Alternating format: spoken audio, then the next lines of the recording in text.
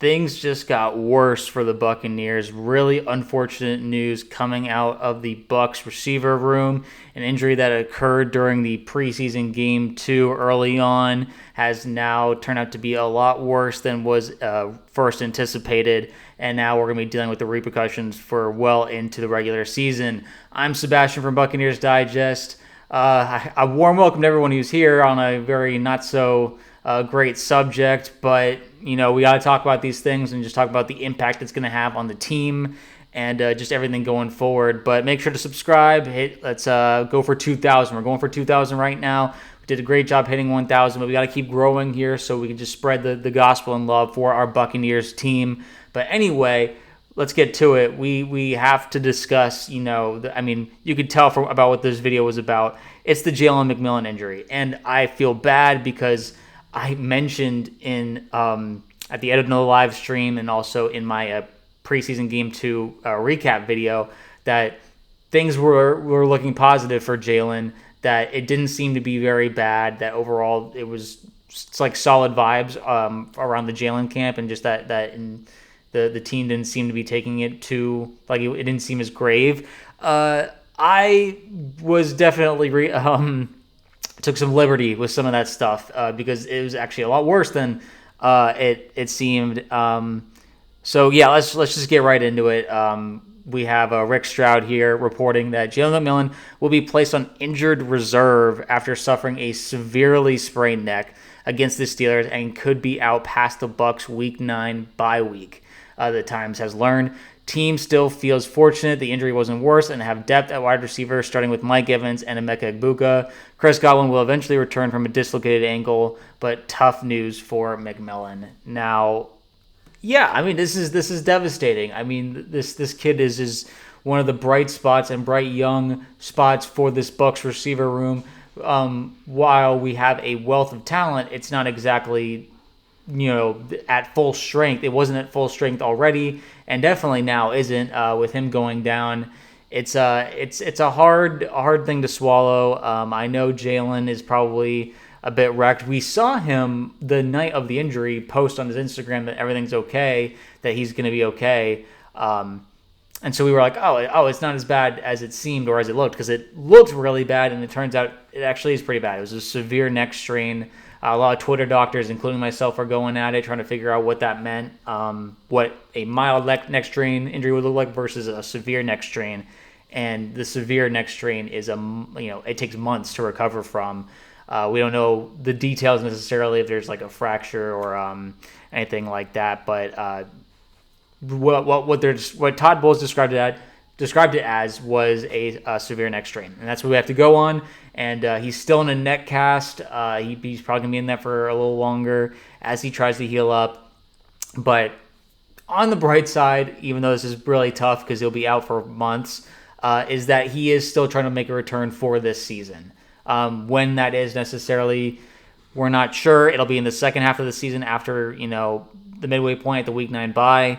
But overall, at least he is trying to attempt that. I wouldn't hold my breath, though, because a neck, man, we saw with Peyton Manning, you don't want to mess with that stuff. And fortunately, he was able to, come back and still play amazing. But that's, it seemed like a impossibility at times. And it's just, Jalen doesn't want to mess with his life, and, he wants to have a long life afterwards. So we just have to just make sure that we're also looking out for Jalen the person, not just Jalen the player. So that's just something important to keep in mind. But also, yeah, he is trying to make a comeback. Todd Bowles also had to say with Chris down and then Jalen going down, a lot of guys have stepped up, and we got to see them step up even more so. The depth was well needed, and there's still some decisions to make after the game against Buffalo. He was talking about guys stepping up in the preseason game too when Jalen went down early. But basically, he's saying that the wide receiver competition has become very intense, maybe, or a lot more crucial to this season than we maybe anticipated. Because it's like we thought we had wide receivers 1 through 4 basically locked up. Mike, Chris, Emeka, Jalen were shoo-ins, and they still are. It's just that Jalen will take some time to come back. Chris, we're not exactly sure when he'll be coming back. He hasn't been practicing or doing preseason games. So it's seeming like he'll probably be put on the PUP list, the physically unable to perform list. And, that means just like Tristan Wirfs, he'll miss at least the first 4 games of the season. So now it's like, okay, now it's Mike and Emeka's turn to really kind of hold the ground where, and then, we have Sterling Shepard competing. Tez Johnson is another rookie who's trying to make a spot on the roster, both with special teams and just as a wide receiver. He got a little time playing in the game 2 of the preseason. He's probably going to get a lot more time in game 3 of the preseason against the Bills. But there's those guys. Trey Palmer is now probably going to be needing, has more of a chance to make the team. And Ryan Miller, we've made a video about him. He is also a guy who's really stood out during the preseason and has had a great camp, all things considered. All these guys are going to be trying to, step in and take that wide receiver 3 spot when it's just Mike and Chris as wide receiver. Mike and Emeka as wide receivers 1 and 2 for the first 4 weeks at least. Now everyone's kind of admitting to themselves, like, man, that Emeka pick was crucial and clutch, and really is going to keep this team together, barring no more injuries. Knock on wood, But that pick could really be a defining moment for hopefully what still is a Super Bowl run, even with all these injuries preseason. Because thankfully it's not a season-ending injury as far as we know right now. But what about the production that we're going to be trying to replace during the time that McMillan is out? He played as a starting role in 13 games. He had 58 targets, 37 receptions but he had 8 touchdowns, which is actually really high efficiency. 504 yards, so half 1,000 yards. He was averaging quite a 12.5 yards per reception, which is really, really good. So anyway, he had some really good stats for his rookie season. Obviously, like, he wasn't Mike Evans, but he didn't need to be Mike Evans. We had Mike, we had Chris, we had a lot of guys step up. Cade Otton's also a great receiving tight end threat. So we didn't need an 1,000-yard receiver out of him. We got a lot out of him when Mike and Chris went down, so he had to step up. But this is kind of like statistically what we're looking at, what he was probably going to be looking to replicate a little bit in year 2, maybe even more so. But it's time for Emeka to really prove how much of a stud he is and how much we've already seen. Training camp, they've been just raving about him, but also he's looked great in the small glimpses we've gotten in games 1 and 2 of the preseason. He even had a touchdown grab from a throw from Teddy Bridgewater. Do we think Emeka can get 8 touchdowns? Maybe. I wouldn't put it, past him. 1,000 yards, he does seem like the kind of guy who just thrives on making the most out of every reception. This is Emeka that I'm talking about. So overall, Baker he loves quarterback-friendly receivers. Now, what does that mean? It means a receiver who isn't like constantly asking for the ball or asking to get like deep balls or targets that are like, get the highlight reels going.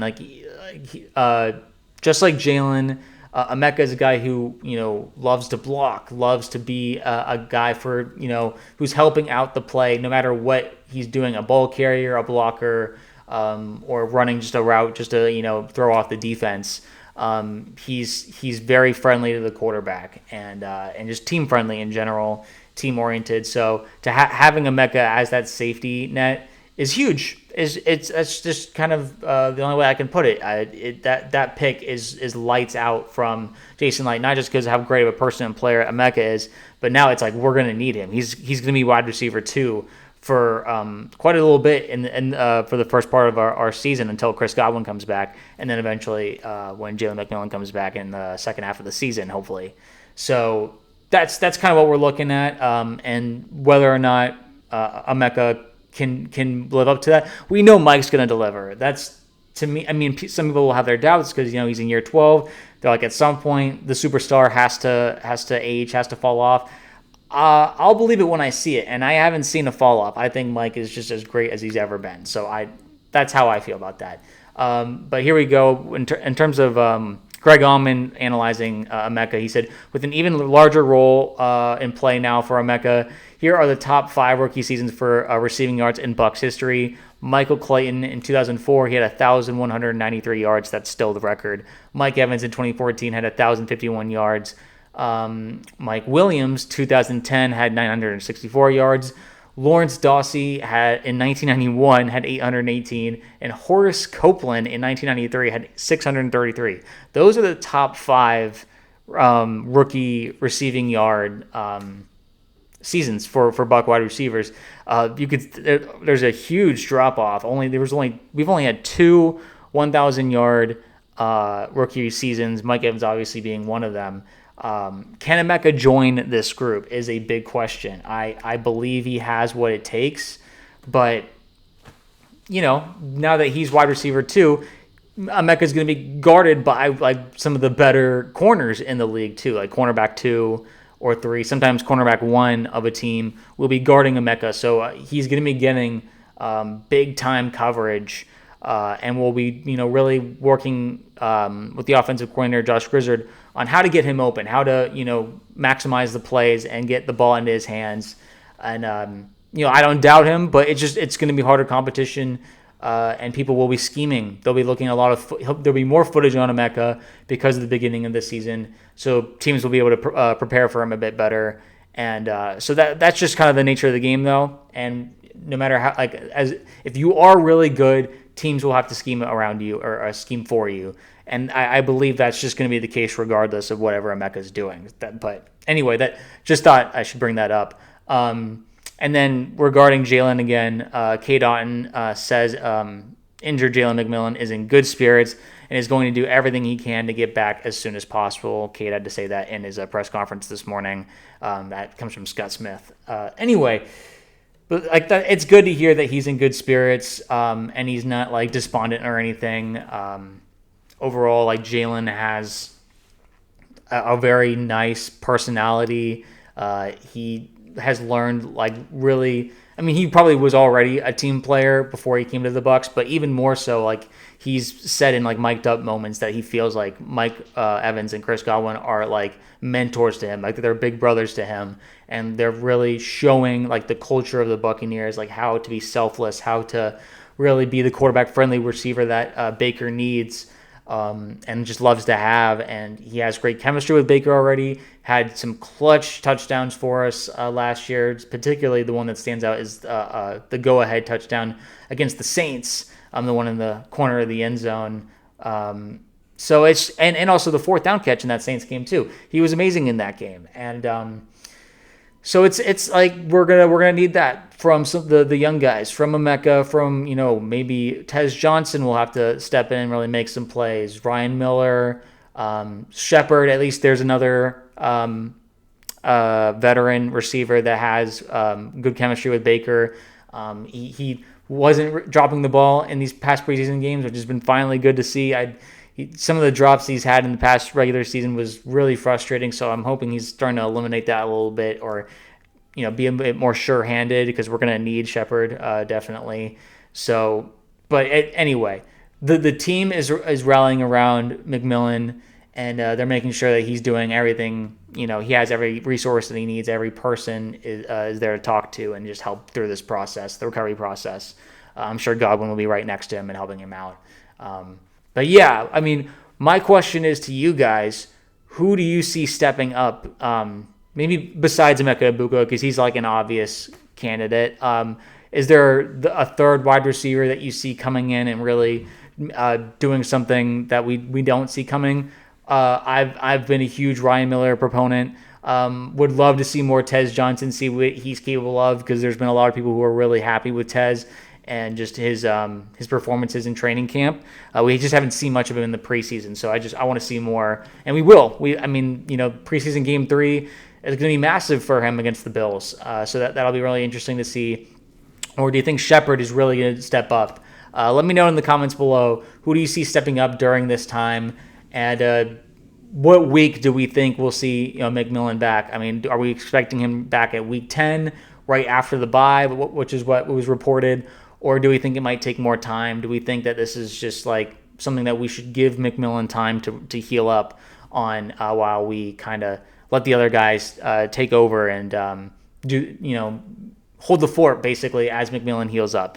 It's the beauty of the depth, and it's the beauty of having really talented guys in the receiver room.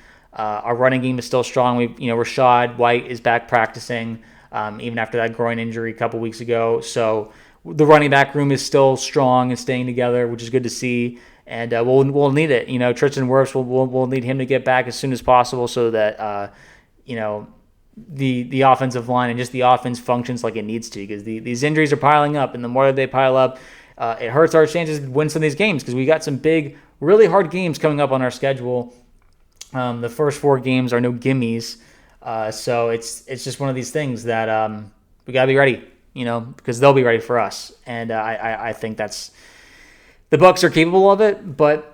Of course, just when you lose a guy, there's going to be concern. I'll lose a guy who's productive, who was making some big plays for you last year. You never want to be without them, especially who's young. You don't want their career threatened. Thankfully, Bowles did comment that it doesn't seem like it's career threatening.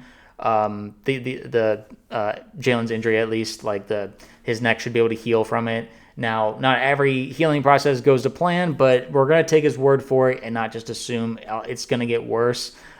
He's young, which he has that working for him. And so all the best to Jalen McMillan. We're all rooting for him just in his life. And whether he's able to come back and play this season or not, we just want him to be better. We just want him to be able to live a good life anyway. So let me know down below your thoughts. Like I talked about, who do you think is going to step up? When do we think Jalen McMillan is going to come back? All that good stuff. Let me know. And make sure to subscribe. Stay tuned for all updates. I'm sure there'll be more updates about this news story and just other injury updates coming up. Hopefully, good injury updates, not bad ones. But yeah, we'll stay tuned. One more preseason game, and then we'll be right on to the regular season. So it's things are happening fast, guys. But yeah, I will see you all in the next video.